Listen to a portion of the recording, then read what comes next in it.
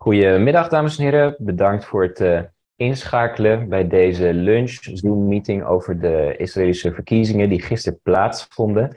De stemmen zijn bijna geteld en we hebben een correspondent uitgenodigd om de uitslagen voor ons te beginnen te duiden. Carrie Keller-Lynn van de Times of Israel, die is hier vandaag aangeschoven. Ik zal haar verder in het Engels voorstellen. Good afternoon, Carrie. How are you doing? Good, thank you so much. You must be very tired of reporting on these hectic elections. Hectic, exciting, and perhaps finally delivering a stable result. Okay, well, I would say go ahead and tell us more. What do you mean by stable result? Yeah, so I thought I'd maybe explain a little bit about the results we've seen, because I will add they're only preliminary results at this point, final results expected on Thursday. And then if it's okay with you, I'd like to also talk about how this election went, how we got here, and what we might expect from this government that is likely to form. So the headline is that former Prime Minister Benjamin Netanyahu, the head of the Likud party, is very likely going to come back as Israel's next prime minister. Netanyahu has been projected, anything I say, let's give that caveat, has projected to secure a narrow 62 to 65 seat coalition in the 120 member parliament. He needed 61. 62 to 65 means that Netanyahu will have a government. Now, who will be in this government, of course? He said this would include his partners to the right, a far-right party called Religious Zionism Jewish Power. It's actually an alignment of two parties from that stream, as well as two ultra-Orthodox parties or Haredi parties. This morning, we also heard some Likud members going on radio interviews and saying in the ensuing coalition negotiations, maybe they would like to add folks, maybe they can pull some other MKs from some of the centrist parties or the center-right parties not currently aligned to Netanyahu's bloc. And if so, there are chances for a broad right-wing centered government that has a better chance of surviving 4 years. And I will add that Israel is in its 74th year, and this was our 25th election, and we are hoping to form our 37th government. So it is not so rare that Israeli governments fall before their 4-year term. It has just been incredibly rare that they fall 4 times in succession in the course of 43 months. Okay, so that is where the picture stands this morning. We have the relatively solid right religious bloc of Netanyahu led by the Likud. And on the other side of it, we have these two blocs. One is led by the current caretaker prime minister and centrist Yesh Atid party head, Yair Lapid. He had hoped to convert this caretaker prime ministership into a real one. That chance is all but forgone at this point. We have about 95% of the vote in.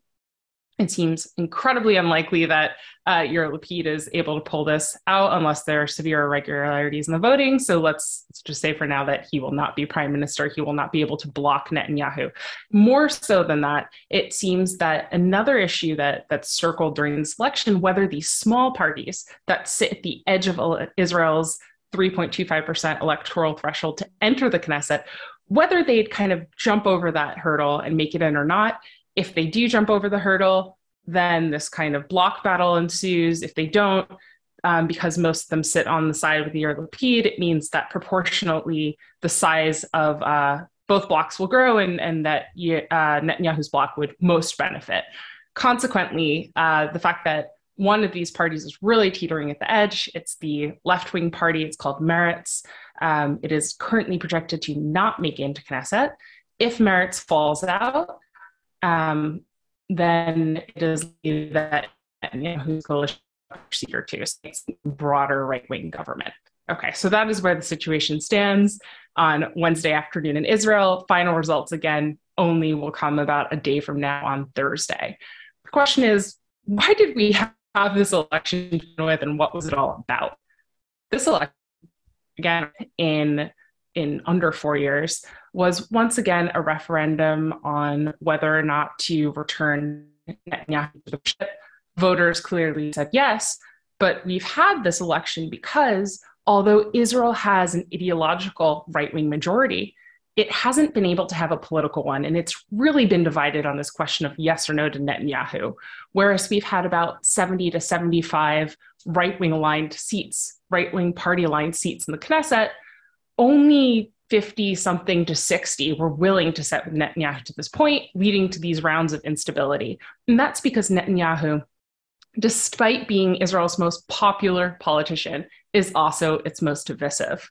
Netanyahu has been on trial. He's been under investigation since 2015, and he is now currently on trial for 3 separate corruption cases stemming from 2 charges. One is called fraud and breach of trust. That's a singular charge. It'll come up later, so try to remember that. And a second, one charge of bribery. This trial has played a background feature to this whole election cycle, including this most recent one, and really pushed out some of these big, burning, actual issues that Israel's struggling with. We are in the midst of a huge cost of living crisis. Prices have skyrocketed in Israel over the last decade. In the last year alone, housing prices have shot up 19%.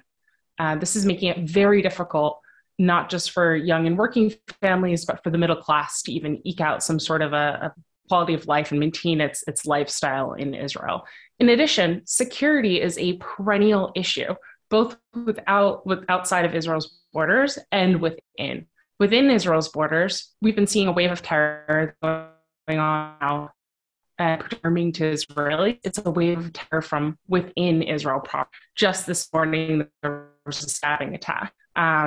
This wave of terror is something that has contributed to this kind of resurgence.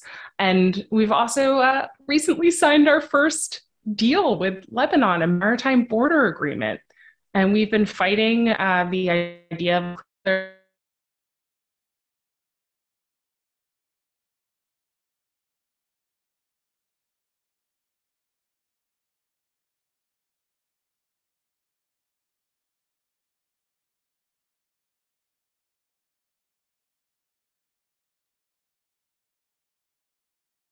now we're looking.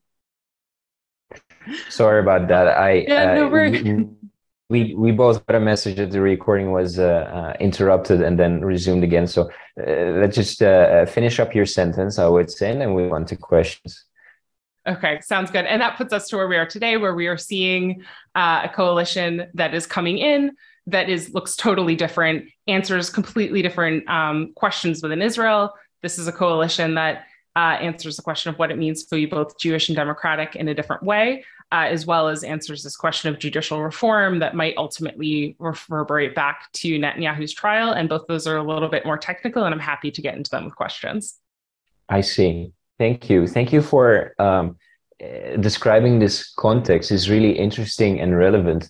I had a question myself first, but I also want to remind our listeners that whoever is participating in the Zoom app can actually submit questions themselves, and I'll ask them on your behalf.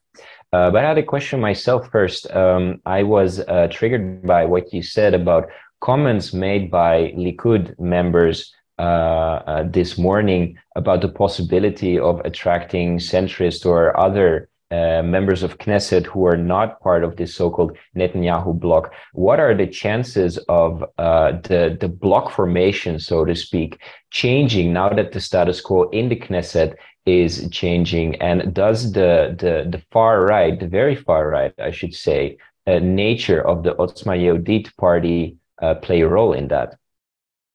Absolutely. So this is the perennial question of the next phase. The first phase was the election itself. The second phase of creating an Israeli government is something called making a recommendation to our president, who gets to decide who the first party leader to try to form a government will be, and then the actual forming of the government itself. Those 2 phases that we're currently entering are called coalition negotiations. And this is where the real rubber will hit the road in terms of who will sit in this government and on what conditions and with what resources doled out to which hands. The question of making this a broader government is appealing because after so much political instability, having a broader government, a broader coalition means that it is harder to topple the government and send it back to elections, obviously very favorable for future prime minister, perhaps Netanyahu.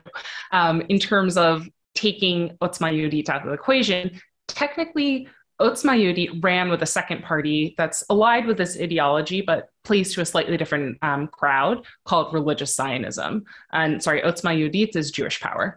The two align together, but they are in something called a technical alliance, which means that they could split off, each retain their seats, and negotiate separately with Netanyahu to join the coalition.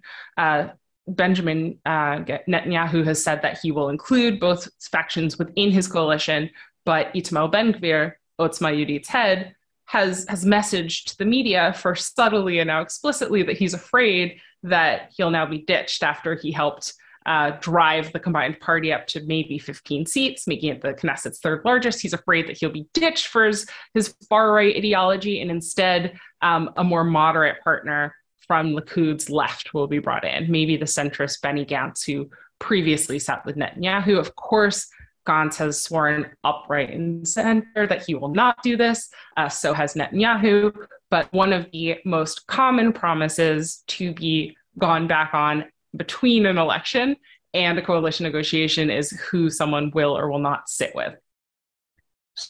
So have you heard any signals from perhaps the centrist party or right centrist party, depending on who you ask, I guess, of Benny Gantz, among others, that they might want to consider such a step in order to prevent a far-right participant in the next government? So if you think that silence speaks volumes, last night, in his speech, I wouldn't call it a concession speech, but it was a conciliatory speech. Benny Gantz, who leads the National Unity Party, said basically that, you know, we're proud of our results.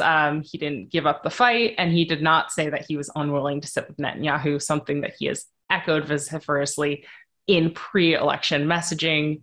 Did not repeat that last night. I see. Interesting. Thank you for following this for us. I was wondering about the Arab political parties running for seats in the Knesset. If I'm not mistaken, there were 3 this time running separately. How did they fare? So because the Arab political parties are all on that smaller end of the spectrum, hitting that electoral threshold, which bumps up to be 4 seats in the Knesset, nothing definitive can really be said for them, with the exception of perhaps that the Islamist party that previously sat with the coalition Ram is likely to make it in. Exit polls that were updated with results have had both Ram and Hadash Tal, which is a party that has not said that it would sit with the coalition, have had them between 4 and 5 seats, with the Palestinian Nationalist Party Balad out. Although burning a significant number of votes because it has achieved something like 3% of the vote, just missing that extra quarter percentage necessary to make it into Knesset. Now, why is this so relevant? The 3 parties are actually 4 because Hadash and Tal are currently joined, much in the way that religious Zionism and Jewish Power are. The 4 Arab parties are very, very different. You have Islamist Ram, representing a conservative Muslim base allied to the Islamic movement. You have Hadash, which is technically an Arab Jewish party that's communist in nature. You have Tal, which is a Palestinian nationalist party. I'm sorry, I'll say that differently. It's a secular Arab Israeli party. And then Balad is a Palestinian nationalist party that does not necessarily suggest for a 2-state solution to the Israeli-Palestinian conflict. These parties were all forced together in 2015 on something called the Joint List, because that electoral threshold was raised in the hopes of bumping them out the Knesset. Now, they ran together and in different constellations over the last few election cycles, sometimes pairing together, sometimes all 4 in the Joint List, sometimes 3. In 2021, Ram peeled off, whereas the 3 stayed together and decided to join the coalition, while the others have held the traditional Palestinian line of staying out of mainstream Israeli politics. They'll run for the Knesset. They won't join a coalition and they'll sit in opposition. What happened when the parties went from being united to separated is that Arab voter turnout plummeted. And this year, with the parties further separated, when Balad split off of the Joint List and into the constituent parts, now Hadash Tal and Balad, our was predicted to drop again. And not only was it to drop, but when you combine the effects of splitting votes across three different parties versus two or even one, and the fact that you have this threshold, you need to get about 140,000 votes to make it into the Knesset. And then with the fact that there was high overall turnout, meaning incredibly high Jewish turnout, the voter threshold might actually be raised to something like 150 or 160,000 votes. It makes it such that the bar to enter Knesset for each of those parties becomes much more difficult, and the number of overall seats that go to Arab or Palestinian representation in the Knesset is reduced. I see. And about the voter turnout, I read that this was relatively high, or perhaps even one of the highest in all Knesset elections. Can you comment on that? It's not the highest in all Knesset elections, but is a reversal of what was a worrying trend for people who care about the democratic right of voting. Last election, Israel's voter turnout was 67%. Of course, you might hear from my accent that I'm actually American-born. If I said voter turnout was 67% in the United States, it would have been a banner year. But for Israel, that's considered low. It jumped, I believe, to about 72% this election, 72, 73. That is still not the highest, is the highest since 2015, but we've had years where voter turnout was in the 80s.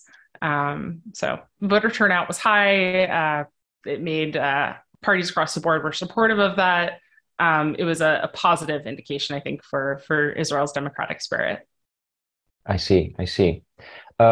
What about reactions to these preliminary results? Have there been any reactions already publicly by the caretaker prime minister, for instance, or the Palestinian Authority? Yeah, the Palestinian Authority expressed concern about Ben Gvir, because again, while Netanyahu will be forming the government, he has to do it on the back of support from these far-right parties like Itamar Ben Gvir's Jewish Power. And in terms of from the Prime Minister, Yair Lapid, he said that he would wait until the end, until all the votes are counted. But we've already seen reports that once the final tally is out, if it is a decisive victory for Netanyahu and his bloc, he will concede and not fight the declaration by the president that Netanyahu gets to form the next government. I see.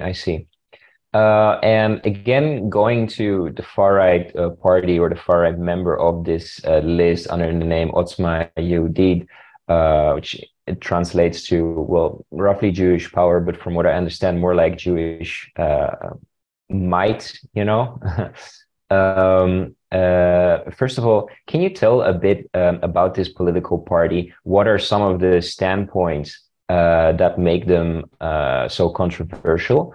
And also, has there been any debate in Israel about the prospects of, basically diplomatic isolation or condemnation from the Western world or other parts of the world in the case that this party were to be in the next Israeli government? Right. So I'll take the second part first. While there's been healthy debate as to what Otzma Yehudit's inclusion in the next government could mean, as well as a lot of fear that there would be condemnation. Israel is a sovereign nation, and Otzma Yehudit was elected in a democratic process. Israel also employs a filtering process to enable politicians who have extremist views, racist views, views against the state of Israel from being disqualified from elections. This election season, no one was ultimately disqualified, including, again, Palestinian Nationalist Party Balad, which holds quite extreme views in the opposite direction from Otzma Yehudit. But going into Otzma's ideology, it is definitely in the far right. It is ideology that smacks of the late racist Rabbi Meir Kahane, who was elected to Knesset and then ultimately banned from it for holding extreme points of view. And in fact, critics of Itamar Ben Gvir say that much of his more moderate language in this election season has been because he does not want to suffer Kahane's fate. And it's not so much that he has separated himself from Kahane's views, much more so that he's packaging them in a way that makes them legal and electable in Israel. Again, this is a man who keeps Kahane's portrait in his family living room. I would say many of his policies, too, are very reminiscent of Kahane's former policies in his Kach party. Ben Gvir has argued for the deportation disloyal citizens, including Arabs and Jews. He's argued for similar treatment for Arabs and Palestinians who attack IDF soldiers. Kana, if you might remember, encouraged is the word, the emigration of Arabs and non-Jews from Israel. Ben-Gvir has tried to pitch himself as this strong defender of IDF soldiers. Of course, he himself never served in the military. He was rejected for holding too extreme views by the IDF when he wanted to enlist. But he has tried to do things like reshape open live fire standards for soldiers and border guards policing things like riots and loosening the restrictions there.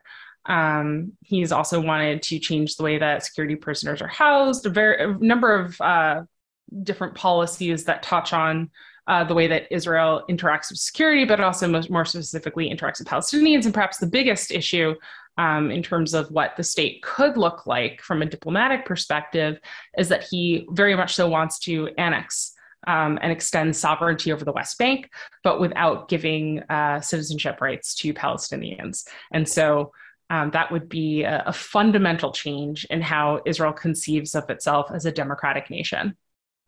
I see. This actually links into one of the viewer questions we just got. Assuming that this party will be part of the next government in this right-wing bloc that has a slight majority, what can be expected in Israel's stance, the government's stance, that is, to the Palestinians, for instance, with regards to annexation? Will that become a real prospect?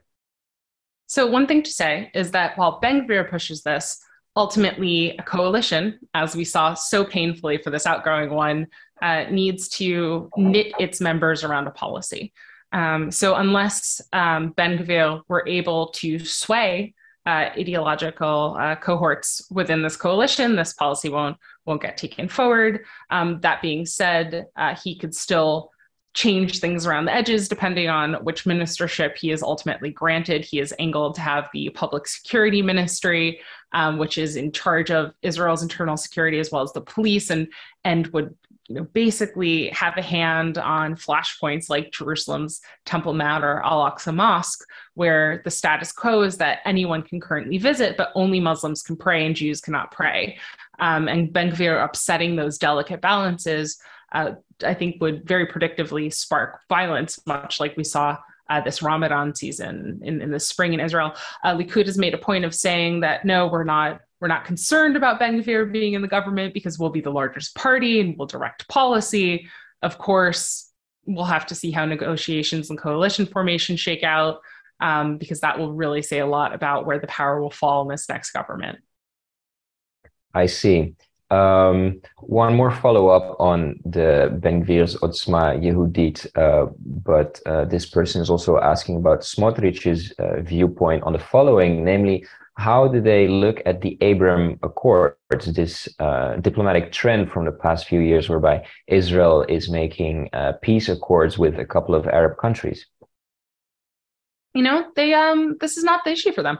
The issue is not peace with neighbors outside of Israel. The issue is what happens within Israel, and specifically for people who have this sort of messianic bent to their Jewish practice, what happens to land that's considered holy, that was God-given, the full land of Israel, which would include the West Bank, which would include the Gaza Strip. And so the tension is not so focused on making peace with Israel's neighbors and against peace with Israel's neighbors. It's against losing the Jewish character of the state, losing the Jewish demographic balance in the state, and losing Jewish sovereignty over land that the state currently controls for them. And this is perhaps a stretch, but how about vice versa? Do some of those accords, if we were to call them that, to come in danger if a new government were to execute some of these very right-wing policies towards perhaps its own minorities or Palestinian neighbors? So I don't want to go so far as to speculate about danger, but the UAE has reportedly expressed its concern about far-right elements rising in Israeli politics.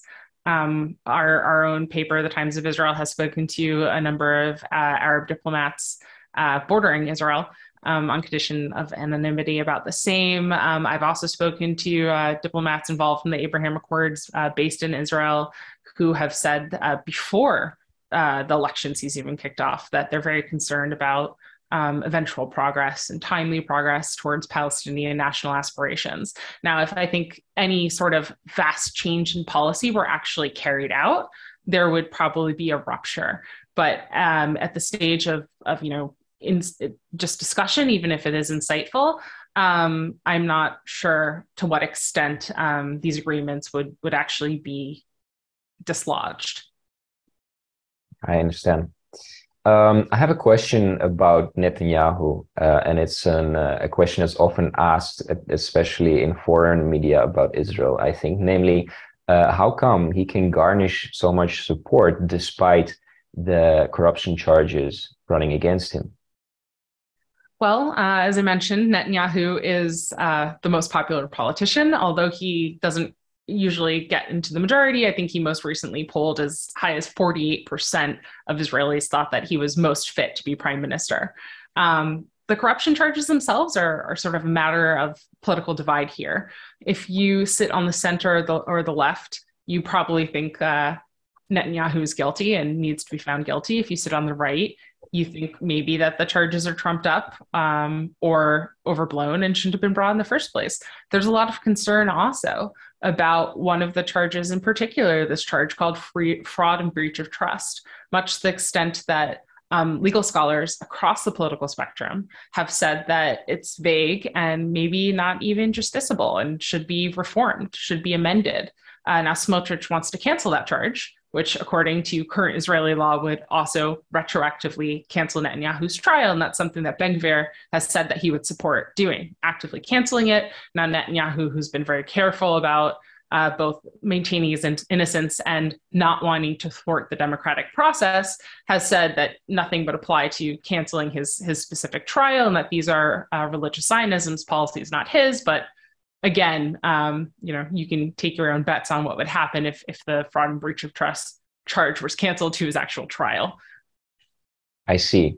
So, more formally speaking, what is the status of these charges? How far are they in the process? And could this have any consequences, say, if Netanyahu were indeed to become prime minister for the next few years? Could this challenge his power formally? So he was indicted and currently under trial for 4 charges in 3 separate cases, 3 charges of fraud and breach of trust, and 1 additional charge of bribery. The trial has been underway for the past year. Testimony only have scratched the surface. It could go on for several more years.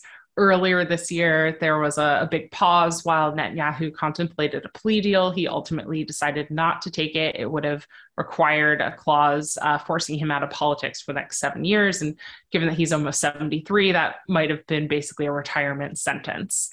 In terms of could this affect his comeback as prime minister, currently Israel has a it's not a law. We have judicial opinion saying that a sitting minister who is indicted, sorry, I'll say this differently, someone who is criminally indicted cannot be a minister, meaning that they couldn't be made a minister or couldn't continue serving as one once indicted. We don't have that law for the prime minister, something that's being discussed kind of on the in quiet circles, but also very explicitly by some politicians, is something called the French law. It's a law that would basically block prosecuting a sitting prime minister. If that law were passed and retroactively applied, also, you can guess what that could happen to Netanyahu's trial, as he was prime minister when the indictments began, and he would presumably be prime minister again if that law were to be passed. I see.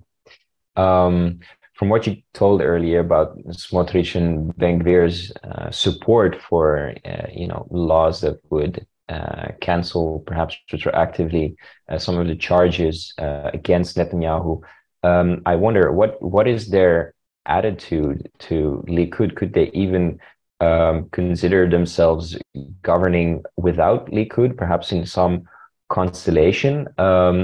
It's just that, for somebody from another country that works with coalitions, sometimes it seems as though, there are coalitions within coalitions. So the constellations are just so incredibly strong. Is there even a wedge possible and thinkable in, for instance, this right-wing bloc? Do you understand? No, there isn't. There isn't. No. So religious Zionism has about 15 seats. Likud will have about 30 something.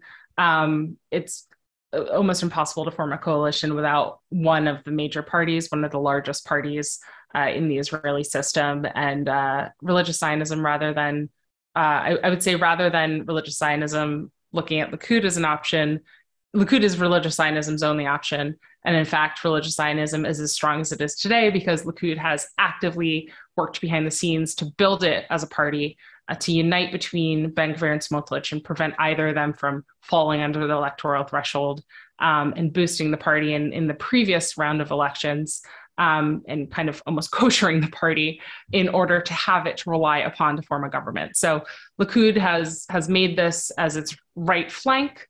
Religious Zionism is unable to form party without Likud. It's been dismissed as an extremist by every party that sits in the Change coalition. Only parties that are willing to sit with it are Likud and the Haredi parties, and thus it would be a little bit of a feat for Likud to bring additional coalition members in, especially without booting Ben-Gvir himself. I see. And what about this status concerning the two Orthodox religious parties, namely Shas and United Torah Judaism? A couple of articles in your newspaper, The Times of Israel, mentioned the prospect that these political parties might want to rethink fundamentally their alliance with Likud in the event that Netanyahu would not be able to deliver a government. Well, as it stands now, of course, it looks like he will be able to deliver a government. Nevertheless, I'm interested. Is it thinkable that these parties will, may so strongly adhere to this alliance now or in the near future, and perhaps consider cooperation with centrist parties again? So I think you just hit on the crux of why it's unfortunately a moot question now for people who like to engage in political speculation. The party has been very clear that if there's an option to form a right-wing government, that is what they will do. There is an option to form a right-wing government. We won't hear any other whispers about alternatives. Of course, there was a time when especially the Ashkenazi Haredi party, United Torah Judaism, was kind of feeling out options beyond Netanyahu, nothing with commitment. It more kept lines of communication open. And there were surveys indicating that the Haredi public was really frustrated with these ongoing elections and would prefer a leader to Netanyahu, even perhaps a leader other than Likud. However, the Likud's covenant with these parties is strong. There is some aligned ideology, but mostly it's an understanding that the Haredi parties have some very, very narrow, very concrete demands to serve their base about Judaism, about benefits. This is a community that about 50% of families hover around the poverty line because of the commitment to studying Torah over full-time employment. And it's, again, half of the men in the community will study Torah over full-time employment, so leading to those facts. And thus, the promise is you will help us with our narrow interests, and we won't get involved with you with security and other matters. And this has kind of worked as an alliance between Netanyahu's Likud and the ultra-Orthodox parties for quite some time now. I see. Thank you. I have a question here about the party Yamina of former Prime Minister Bennett and Ayelet Shaked. What exactly happened is the question to this political party. Of course, it wasn't a very big one in the previous Knesset, but nevertheless one that maintained to get the rotating prime ministership. Bennett has left the scene, from what I understand, and Shaked has tried to relaunch a political party. So where did their voters go, actually? How did they react to the previous government that has fallen so soon?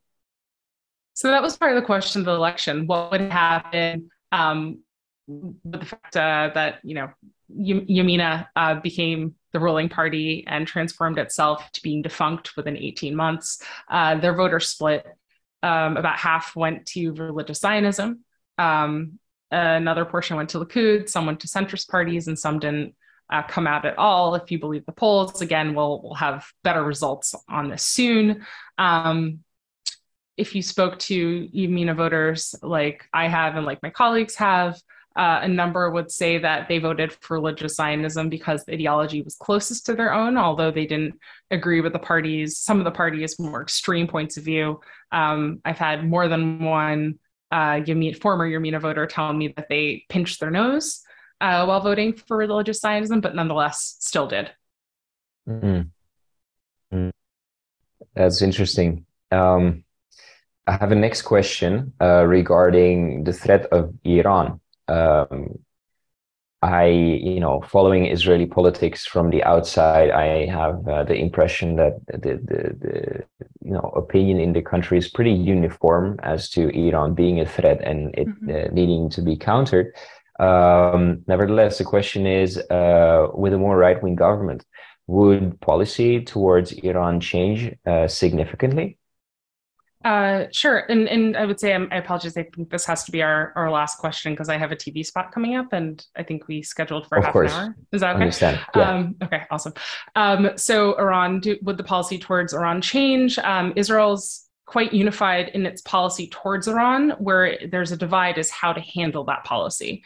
The unified policy is that Israel views Iranian weapons of mass destruction, specifically Iranian nuclear weapons, as a threat. It also sees Iran as the biggest sponsor of state terror on Israel's borders with both Hamas and Hezbollah. Parties all across Israel's spectrum, excluding the Arab parties, are uniform in their message of being strong against terror. These are even left-wing parties in Israel are strong against terror. So the policy in Iran is actually pretty uniform. The question is how to handle it. There's, of course, the question of whether or not Israel would strike Iran. At this point, I think that's been moot. The bigger question is what kind of pressure would Israel wield to kind of push its influence on other countries. This is more of a stylistic issue at the moment than a real policy one. Netanyahu likes to address the court of public opinion, likes to be very active out front and in the press about Israeli concerns. Lapid and his predecessor in this changed government, Naftali Bennett, the former head of Yamina, were much more circumspect and preferred to deal with this in backdoors. So again, no, I don't think there'll be a huge shift in actual Iran policy. What we'll see a shift in is how that policy is communicated and how the Israeli government tries to enact it. I see. Okay, so we wrap up here. Thank you very much, Carrie Keller-Lynn, correspondent of Times of Israel, for enlightening us. And we wish you the best of luck with covering these elections. All right, thank you so much. Have a good day. All right, bye.